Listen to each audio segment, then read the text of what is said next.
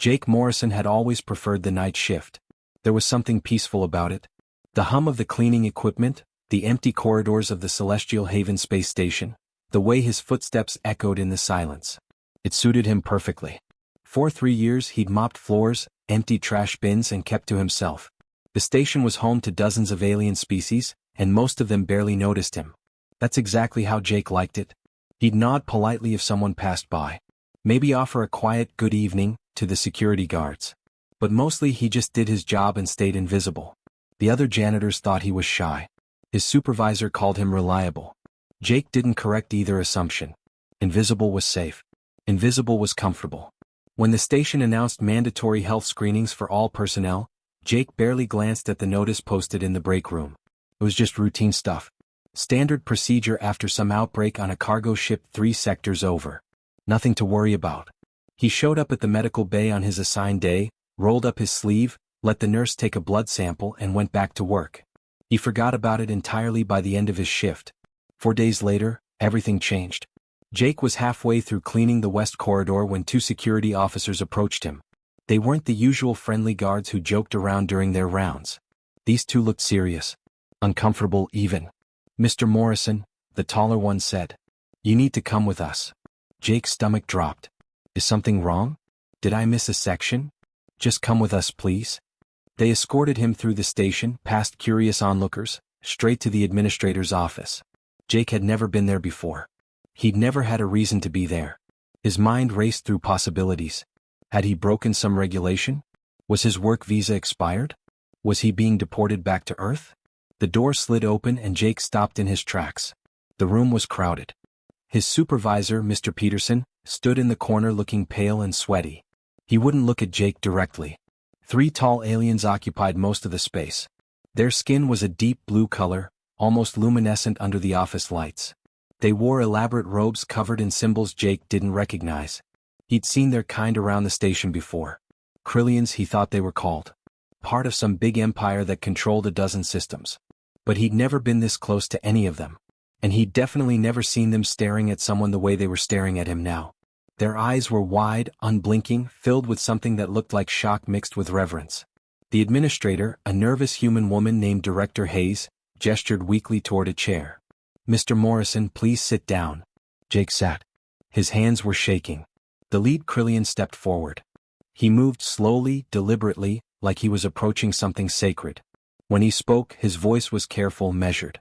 "Mr. Morrison," he began, "4 days ago, you submitted a blood sample for routine health screening." Jake nodded.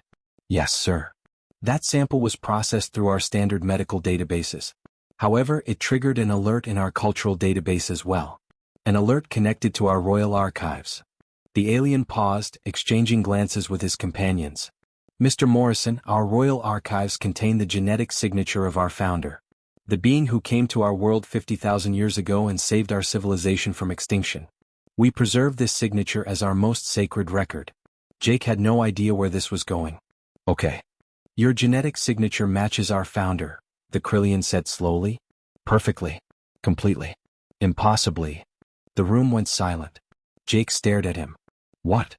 "We thought there must be an error," another Krillian added. "A contamination perhaps. Or a computer malfunction. So we ran the test again. And again." He held up a data pad. 17 times in total, using different equipment, different technicians, different laboratories. The result was identical every time, the lead Krillian finished. "There is no mistake, Mr. Morrison." Jake felt like the floor had dropped away beneath him. This was insane. This was impossible. "There's been a mistake," he said firmly. "I'm nobody. I'm just a janitor. I'm from Earth. I've only been in space for 6 years total. Your founder lived 50,000 years ago. The math doesn't even work." "We are aware of the logical impossibilities," the Krillian said quietly. "And yet, the evidence is undeniable." Jake looked at his supervisor, desperately hoping for some kind of support. Some reasonable explanation. Mr. Peterson finally met his eyes, but immediately looked away again. He was scared. Actually scared. "I'm just a janitor," Jake repeated, his voice barely above a whisper. The lead Krillian moved closer. Then, to Jake's absolute horror, the alien dropped to one knee. The other 2 followed immediately.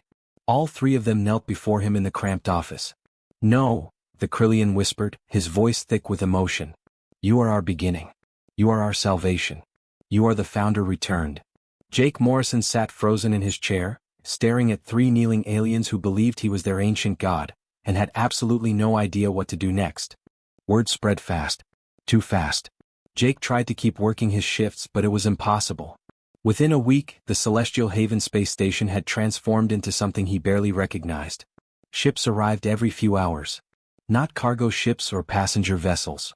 These were official government cruisers, military escorts, ships carrying important people with important questions. The Torvan Confederacy arrived first, bringing an entire team of their top scientists. They were insect-like beings with multiple arms and compound eyes that seemed to see everything at once. They set up a laboratory in one of the cargo bays and requested blood samples immediately. Then came the architects. Jake had only seen them in pictures before. They were massive, floating beings that looked like they were made of living stone. They brought their eldest historians, ancient creatures who claimed to remember events from 10,000 years ago. They wanted to examine Jake's bone structure. The Zafrani Collective sent their genetic priests, tall beings covered in silver feathers who treated the entire process like a religious ceremony. They chanted while drawing his blood. It made Jake deeply uncomfortable. Every single group ran their own tests. They used equipment Jake didn't understand, asked questions he couldn't answer, and looked at him like he was a puzzle they desperately needed to solve. He stopped sleeping properly. Stopped eating regular meals. The station's quiet night shifts felt like a lifetime ago. Each group found the same impossible thing. Dr. Emily Carter arrived on day 9. She was a human geneticist from Earth, sent by the United Earth Council to figure out what the hell was going on. Jake had never been so relieved to see another human being in his life. She was probably in her 40s, with tired eyes and gray streaking through her dark hair. She looked like someone who'd seen too many problems and not enough solutions. They met in the station's medical bay after she'd spent 3 days reviewing everyone else's data. Jake sat on an examination table, wearing the same clothes he'd worn for 2 days straight. Emily pulled up a chair across from him and just looked at him for a long moment. You okay? She asked. Jake laughed. It came out bitter. No. Fair enough. She pulled out a data pad. Jake, I'm going to be straight with you because I think you deserve that. I've spent the last 72 hours analyzing your DNA and comparing it against every database we have. Human, alien, everything. She paused.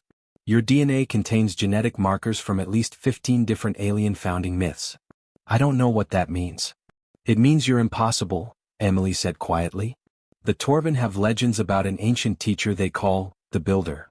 He appeared on their world 8,000 years ago, taught them advanced construction techniques, helped them survive an ice age, then disappeared. The Zafrani remember someone they call the Voice. He came 12,000 years ago, taught them to communicate telepathically, united their clans, then vanished. Every single species that's tested you has similar stories. Jake felt numb. And those genetic markers are in your blood, Jake. We can see them. We can test them. They're real. Emily pulled up a holographic display between them. Jake's genetic code appeared, rotating slowly. Sections glowed in red. These sequences don't exist in any human genome on Earth. I checked every single person in our databases. 7 billion people. None of them have this. So I'm an alien? No. You're human. Your base DNA is completely human. But these additions. She highlighted the red sections. These aren't alien either. They're something else. Something designed. Someone took human DNA and modified it in ways we can't even understand yet. Jake stared at the floating code. It looked like gibberish to him. What does it do? Emily met his eyes. It stops you from aging for one thing. Your cells regenerate differently than ours. There's no degradation, no telomere shortening. Jake, based on what I'm seeing, your cells don't age like normal human cells. You should be functionally immortal. The room felt too small suddenly. Too warm. That's impossible. I know. But it's true. Emily leaned forward. Jake, I need to ask you something important. Do you remember any of this? Being on alien worlds? Teaching ancient civilizations? Anything at all? No. I don't remember any of that. I don't remember being ancient or teaching anyone anything. Jake's hands were shaking. I'm just a janitor. How far back do your memories go? Emily asked gently. Jake opened his mouth to answer, then stopped. He actually thought about it. Really thought about it. He tried to remember his childhood. His parents. School. Friends. Growing up on Earth. There was nothing. He tried harder. College? High school? His first job? First kiss? Anything from before he was an adult? Nothing. Just blank space. Jake's voice cracked. 15 years. My memories start 15 years ago. I woke up on a transport ship heading out of Earth's solar system. I had a work visa in my pocket, an ID card with my name on it, and a job assignment for a mining station. I just started working. I never questioned it. Nothing before that? Nothing. The admission terrified him. Before that there's nothing. No childhood, no family, no past. Just nothing. How did I not notice that before? Emily's expression darkened. She looked frightened now. Actually frightened.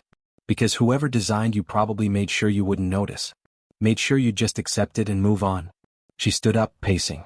Jake, if these genetic markers are real, if you really are connected to these ancient legends, then you're at least 50,000 years old. Probably older. Then where are the other 50,000 years? Jake demanded. Where's my life? Where are my memories? Emily turned back to him. That's what we need to find out. Because something happened to you. Something erased 50,000 years of memories and left you waking up on a transport ship with a fake identity. She paused. And we need to figure out what that was before whatever did it decides to do it again. Jake sat in the medical bay staring at his hands. Normal hands. Human hands. Hands that had apparently existed for 50,000 years doing things he couldn't remember.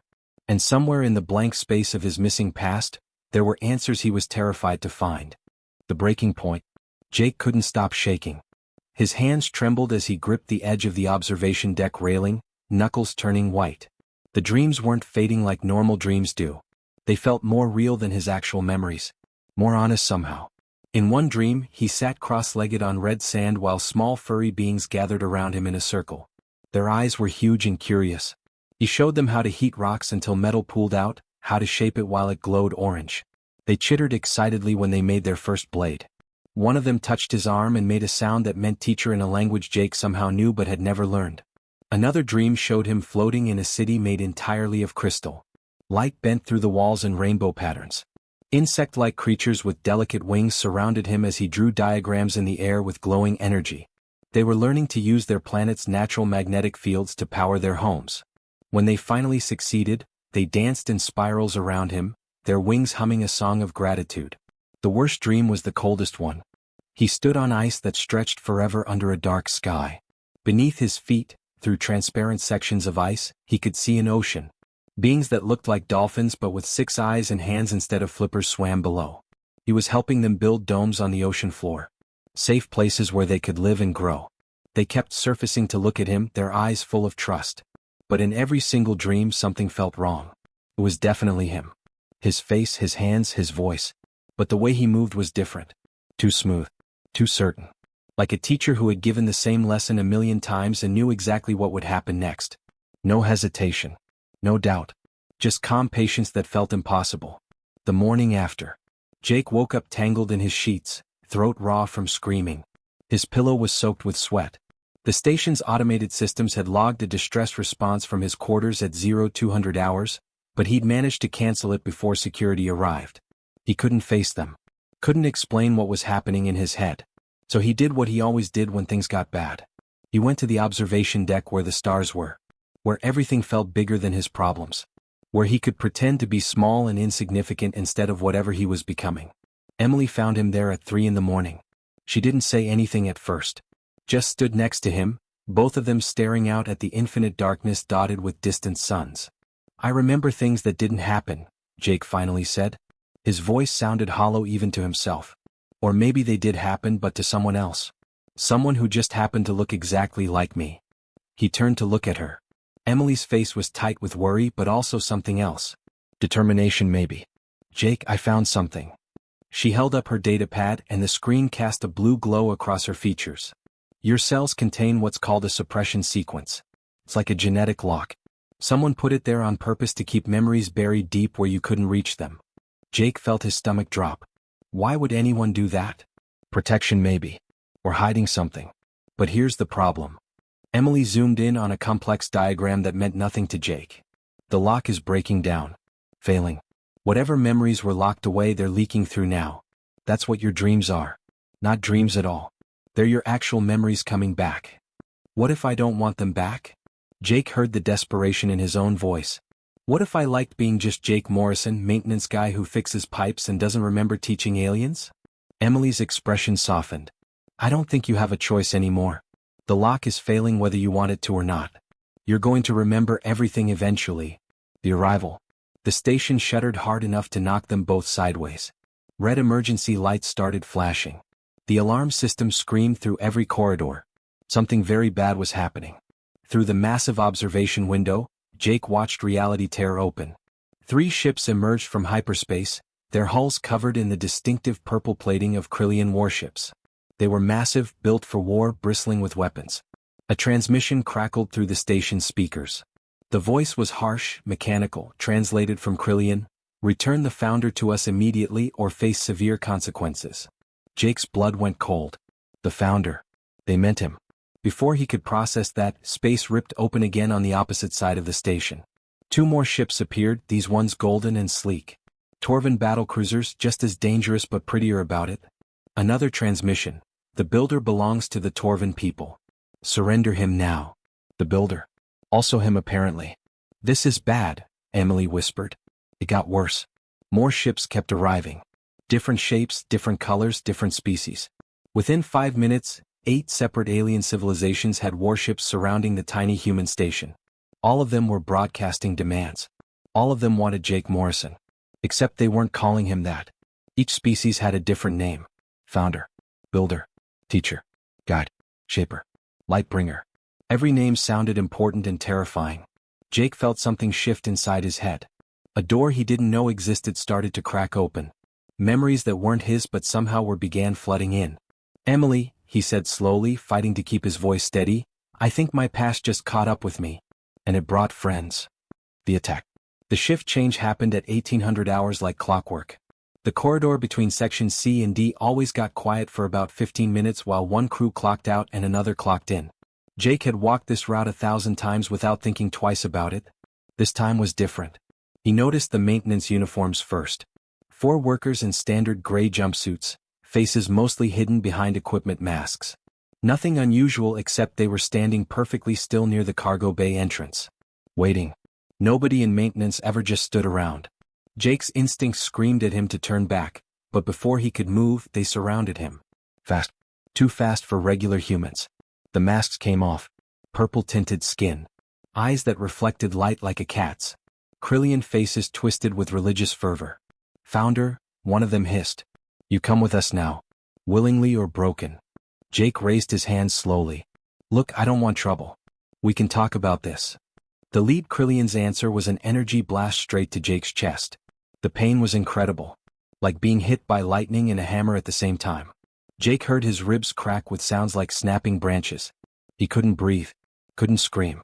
Just fell backward against the storage container, vision going dark at the edges.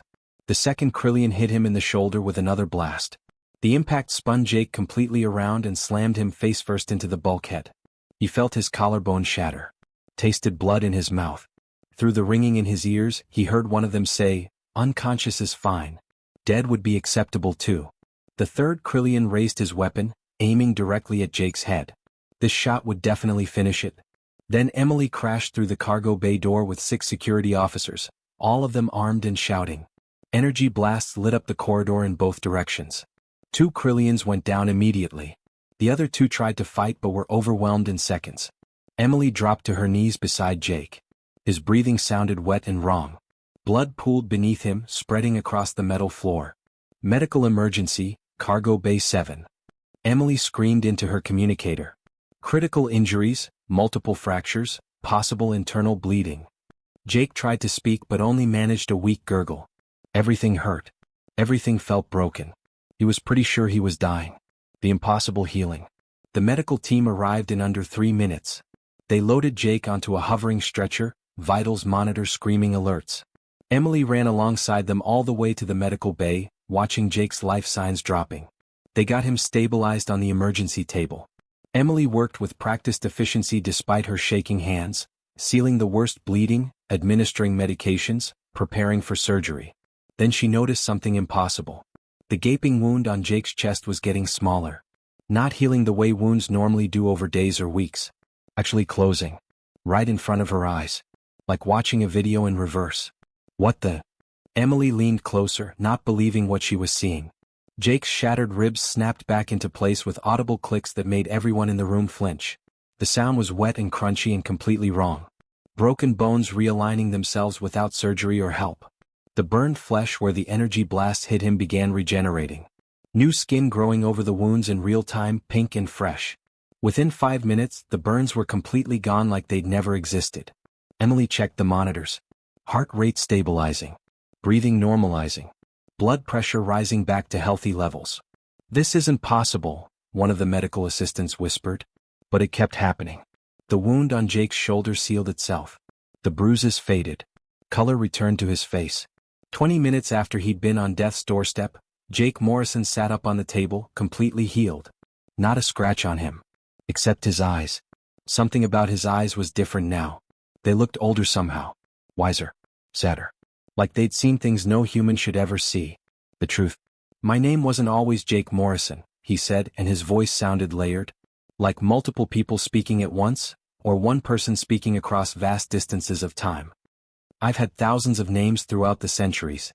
Simple ones that people wouldn't remember. Robert, William, Thomas, John, David. Always common. Always forgettable." He looked down at his hands, turning them over slowly. "I'm not from Earth. Not the Earth you know anyway." Emily took a step backward. "What are you?" "Human," Jake said quickly. "I'm still human. But from before. From so far back that there aren't records anymore. Before the colonies fell. Before history even started keeping track of things properly." He slid off the medical table, standing on legs that should have been broken. "My people discovered something terrible. Something that changed everything." "What did you discover?" Emily's voice came out barely above a whisper. "A species called the Vorsith." Jake walked slowly to the viewport overlooking the stars. "They hunt civilizations across the galaxy. Any species that gets too advanced, too powerful, too dangerous to them, they exterminate completely. No survivors. No traces left behind." "That's impossible," Emily protested. "We would have found evidence. Ruins. Something." Jake's laugh was bitter. "They're very thorough. That's what makes them so terrifying. They don't just destroy. They erase. Like entire civilizations never existed at all." He pressed his forehead against the cool glass of the viewport. "My people were advanced. We had technology you wouldn't believe. But we weren't advanced enough to fight the Vorsith. We tried once. Lost entire worlds and days. So we chose a different path." "What path?" Emily moved closer, drawn in despite her fear. "We became gardeners." Jake turned to face her. "We enhanced ourselves. Modifications to extend our lives for millennia. Adaptations to survive on different worlds. Abilities to heal from almost anything. Then we scattered across the entire galaxy in small teams. Hidden. Quiet. Why? We found primitive species. Civilizations just beginning to discover fire or build their first tools. And we helped them. Showed them how to forge metal. How to harness energy. How to reach for the stars." His eyes grew distant with memory. "Then we'd disappear before they got too dependent. Became myths to them. Legends. And we'd move on to the next world that needed us." Emily's mind raced. "The Krillians called you founder. The Torvins said builder. You taught them." "Yes. Dozens of species across hundreds of worlds. Each one different. Each one unique." Jake's voice dropped. "The Vorsith ignore primitive species. They're no threat. But if those species are prepared when the Vorsith arrive, if they're unified, if they're different enough from each other that they can't be defeated with one strategy." "You were building an army," Emily breathed. "Not of one species. Of all of them working together."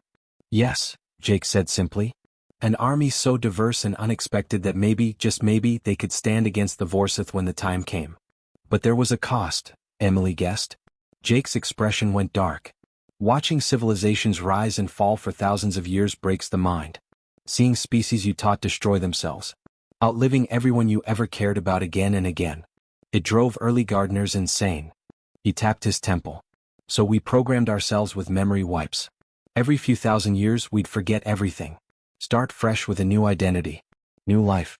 Stay sane enough to continue the mission. Your last wipe failed," Emily realized. "That's why you're remembering now." "Yes." Jake met her eyes. "But it didn't fail by accident. My subconscious must have triggered the memories early because. He trailed off as the station's long-range sensors suddenly screamed an alert. Red lights flashed across every screen. Emily ran to the nearest console, pulling up the sensor data. What she saw made her blood freeze. At the edge of the solar system, a massive ship was emerging from hyperspace. But calling it a ship didn't do it justice.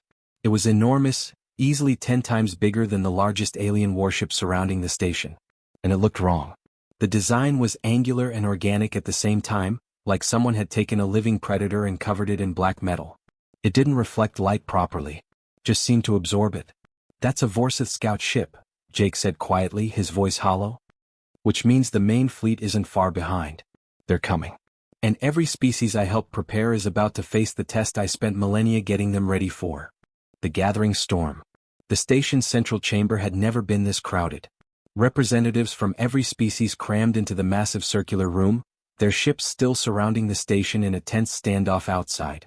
The air itself felt thick with tension and barely contained anger. Krillians stood on one side, their purple skin darker with rage. Torvins occupied another section, golden eyes flashing with betrayal. The insectoid Zafrani clustered near the ceiling, their wings buzzing anxiously. Aquatic delegates from 3 different ocean worlds sat in special environment tanks. Furry beings from desert planets. Crystalline entities that communicated through light. All of them here. All of them demanding answers. The noise was overwhelming. Accusations flew in a dozen languages. Theological arguments erupted between groups who'd built entire religions around their mysterious founders. Representatives shouted over each other, some demanding justice, others calling for Jake's execution, still others weeping as their entire understanding of history crumbled around them. Jake Morrison stood in the exact center of the chamber, alone and quiet. "Silence," he said. His voice wasn't loud. He didn't shout or raise his tone. But something in that single word carried weight. Authority. The kind of presence that comes from living 50,000 years. The room fell completely quiet within seconds. Even the angry buzzing stopped. "I understand your anger," Jake continued, turning slowly to make eye contact with delegates from every species. "You feel deceived, manipulated, used. Like your entire histories are lies built on a foundation of human interference." A Krillian elder growled deep in his throat. Several Torvins shifted their stance aggressively. "But they're not lies," Jake said firmly. "Everything you achieved yourselves. Every discovery. Every breakthrough. Every moment of brilliance that pushed your civilizations forward. That was yours. My people just gave you the initial tools a little early. Everything after that? That was you. Why?" A Torvin delegate stepped forward, her voice shaking with emotion. "Why manipulate us like this? Why not just leave us alone to develop naturally?" Jake took a deep breath and activated the holographic display in the center of the chamber. The image of the Vorsith scout ship appeared, spinning slowly. Dark and wrong and massive beyond comprehension. Gasps echoed around the room. "Because the alternative was extinction," Jake said quietly. "Complete and total extinction. This species has been hunting the galaxy for millions of years. They find civilizations that might someday become a threat to them, and they erase those civilizations. Not just destroy them. Erase them. Like they never existed at all." The chamber erupted in fearful chatter. Some delegates backed away from the hologram. Others moved closer, studying it with horrified fascination. Jake waited for the noise to die down before continuing.